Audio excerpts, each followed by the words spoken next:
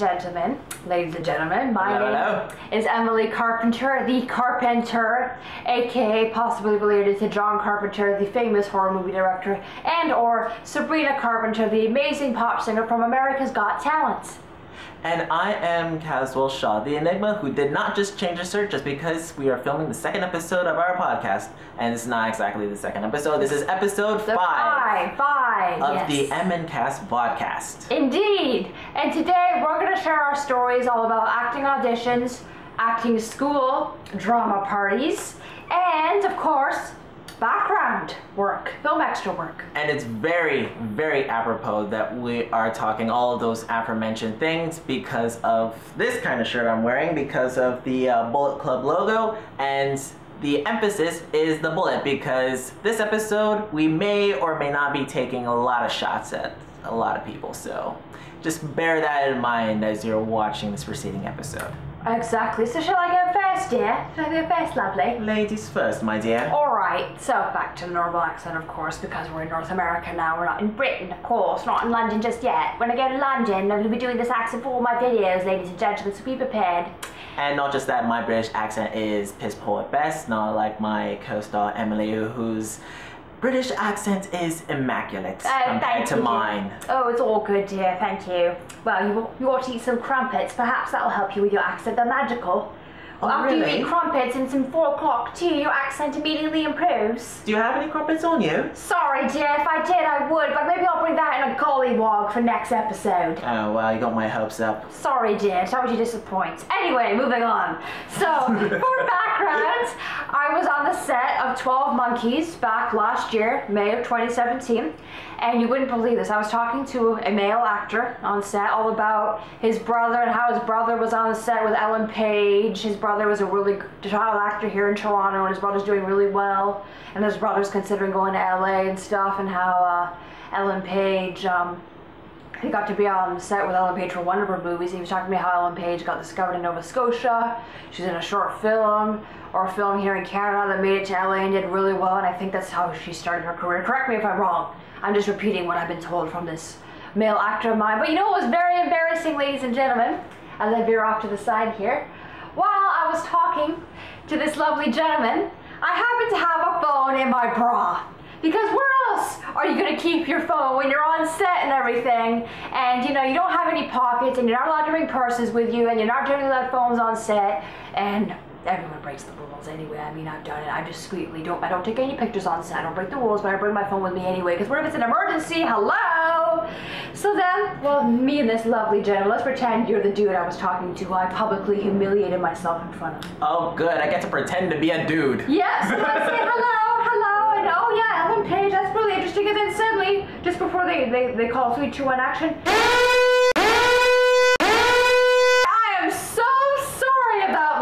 turn the timer off on my phone. Let me apologize here. I have to turn the timer off. It's kind of hard to notice, not just the phone in your bra, but anyway.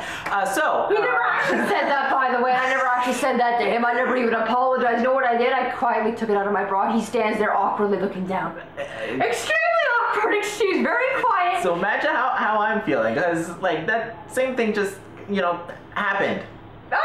Oh, when I was acting it, though, I was reimagining it. It was a reenactment, so it wasn't the actual thing on set where I just met you for the first time. You and I are friends and go way back, so it's a little bit different. We go back to 2015. Okay. Not that far back, but you know what I mean. You get the gist. We know each other better than just some random dude who I met on set, and I'm pulling my freaking phone out of my bra. Very embarrassing, by the way. Yes, never again, never again. Learn lesson learned, Emily. Don't put timers on when you got your phone in your bra when you're waitressing, acting, doing whatever. Just don't do it, okay? Don't have sex in the missionary position. Just don't do it, okay? Like Mean Girls. That quote is from Mean Girls, by the way. I know you've never seen Mean Girls before. Okay. You're embarrassed to admit that, aren't you? No, it's not that I'm embarrassed to admit that. I just didn't expect that quote to come out of you. It's not good. You go, Glenn Coco. Okay, moving on to the subject now. Going back to 2015, there was a friend of mine, Gabriel Garucci. Hi, Gabe. Shout out to sorry Gabe. if I butchered your last name. But yeah, Gabe, if you're watching, yes. shout out to you, mate. He was the one that recruited me to this commercial. And I met a lot of great people. I didn't know you guys were friends. I didn't even know you guys knew each other. Oh yeah, we knew each other for a good number of years, maybe around 2 or 3 years. I've known the guy. He's really awesome to know, and he's that kind of guy who basically knows everybody in the GTA film industry, and so he was part of this commercial, and he was telling me about it, how they were looking for more background extras to be part of it, and I'm just like, all right, I got nothing planned, and what do I got to lose? So I could use some extra money, and I signed up for it. And long story short, it's this commercial that we spent a good 13, 14, 15 hours at best, and Gabriel, God bless that dude for giving me a ride home, because by the time we finished, it was close to 1:30 and the TTC was about to stop running, to the point to where I could go to one station and I would probably have to take like a night bus back, and the night bus here in Toronto is straight up abysmal.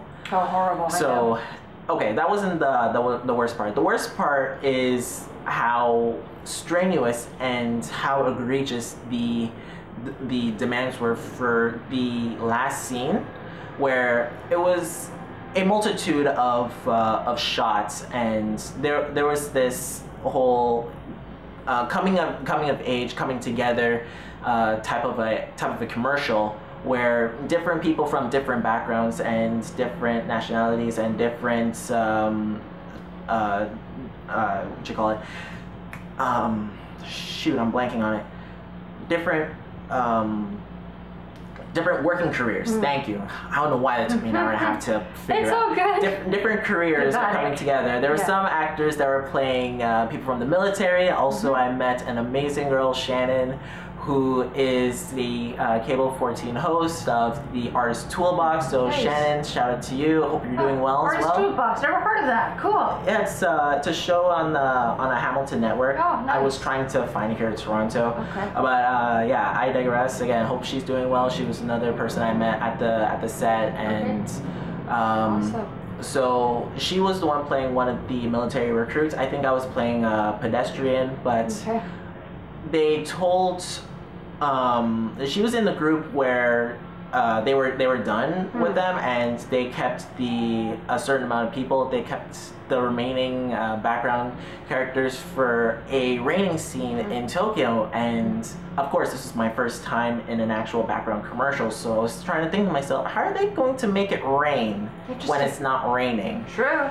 So they had this row on the very top of the roof of a building, where they would have, I'm not sure if it was a hose or heavy sprinklers to come down to make it look like it was raining, but I was trying to be the smart person and remember the fact that the background agent told us to bring a second pair of clothing, to bring towels, bring extra socks or what have you, because I didn't realize until that moment that was the reason for a second pair of clothing. I thought it was because we were going to be working in the hot sun and we would just be so sweaty to the point that we probably would need a change of clothes, just, you know, to hide body odor. But that showed how much I knew about background acting, and it's like we got rained on so much so that we were shivering. That it was hot at one point,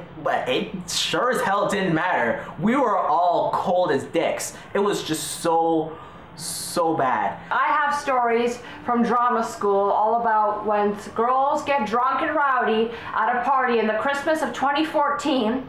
Some of these girls are still on my Facebook, some of them aren't. It's all good. No hard feelings, ladies. You know, I was the only sober one there. I knew I had to go and take transit back home, back to Mississauga at 1 or 2 in the morning. I was prepared to take transit, therefore I wasn't going to drink. Because common sense tells me you need to find your directions to get back home in the freezing cold weather. At 1 or 2 in the morning, yeah, you shouldn't drink too much. I had one drink and that was it. So I was relatively sober compared to everyone else at the party. The girls start stripping down to the lingerie and their underwear, trying to come on to me and everything else. I'm just like, you know, I'm not really comfortable with this. And then I had no choice but to stay at the girls' apartment overnight, because the buses out to Mississauga stopped running.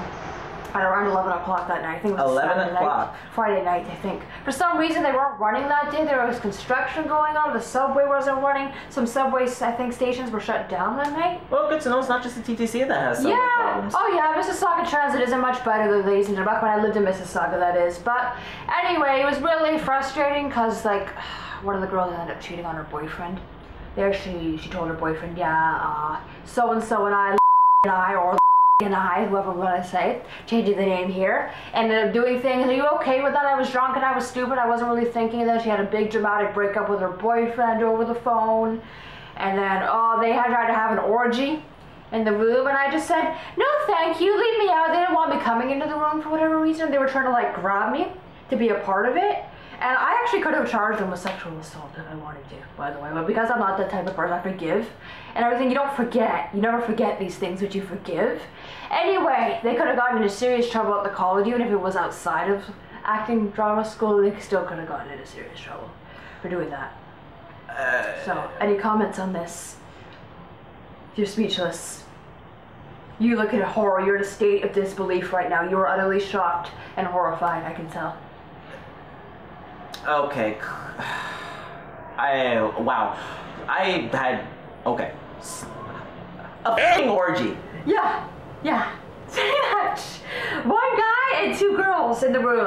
Threesome, whatever you want to call it. Oh, and another girl too. Sorry, so there were 3 girls and 1 guy. Yeah, 3 girls and 1 guy in one room. The other people left. Everyone else had left by the party. I was the only one stuck there because of freaking transit and not being able to get home. Okay, so it was a foursome or a fivesome, whatever the hell you want to call it. Okay, highly disturbing, very provocative. They tried to take pictures of me in my bra and underwear when they were dumb enough to take my phone and take pictures of themselves with my phone and their bra and underwear. Well, they were drunk. When you're drunk, you lose all form of common sense, and when you're not drunk, you don't. You better be careful with that. If I wanted to, if I was the type of person, I could have blackmailed them. I'm not that type of person. I don't blackmail people. I don't. But if I wanted to, I could have, right? Because they sexually touched me. They were trying to drag me into the room with them. I'm like, no, back off. Leave me alone. That's considered sexual assault, by the way. You can charge people with that. And yet, here we are blabbing about it on the internet. Well, it's all anonymous. Hey, ladies, it's all forgiven. I mean, it's not forgotten, but hey, if you want to do that to me, just be careful because I have a very, very good memory. Very good long-term memory. Anything that people do to me, I don't forget. I'm glad you're one of the few people in this world who lives in 2018 and can say that they have a long-term memory. Yeah, very good memory. I have a good memory and good hearing. I doubt that I'll forget anything you do to me. Yeah, and the things that you probably have heard too, so it's like, okay, well, that's not great. Anyhow, moving right along. Because you're not a part of it. I had another story from back where I almost passed out from low blood sugar when I was on the set of Rain in September of 2016. And the lady was nice enough to get me some gluten-free bread because I had a gluten allergy at the time. And she served it to me as if I was unionized. I'm not even union, and they're treating their set like they're non-union, like they're ACTRA members, which I really appreciated. That was really awesome. Okay, and I made a nice friend on set. We haven't talked in a while. Michelle, shout out to Michelle. We haven't talked in a while. But yeah, that's another story where they treated me really well. I was passing out while she was doing my hair and makeup. And she had to call the medical people, the first aid people, whatever you want to call it. There was a doctor there on set, you know, good set and everything. And that's why I really appreciate where sets treat their non-union members as if they were ACTRA. I really, really appreciate that. I really like that. Because apparently there are some sets that don't really give a crap about no, and they'll treat you like you're a herd of cattle, like you're a cow. Moo! Moo! You look highly disturbed right now. Like you're a herd of cattle, right? Like you're a cow. Repeat after me. Moo! Moo! They treat you like you're a freaking cow. Getting to my point here, okay? Sorry, ladies and gentlemen. Moo! Moo! Boo hoo! Boo! Boo for treating us like cattle! Moo! Sorry, I know I'm going a little crazy. I just do that for entertainment purposes to emphasize the point how I don't like being treated like a freaking cow. Okay? Thank you so much for watching. I'm glad I got you to laugh. My Instagram is EmilyC Official, EMILLC Official. My other YouTube channel is Em's Diary, EMZ Diary. If you're American, sorry, if you're Canadian, it's Z. If you're American, it's Z.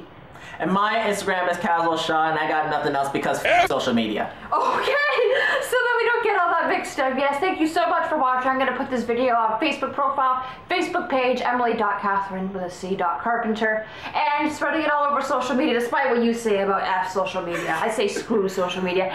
She's the social media wizard out of the two of us, clearly. Yes, subscribe and share with all your fellow ladies and gentlemen. Thumbs up, thumbs down, whichever you like. Thank you so much for watching, and no hard feelings to the ladies at the almost orgy party. Toodaloo! And until next time, I also bid you a farewell. Goodbye and good night. Okay, bye-bye.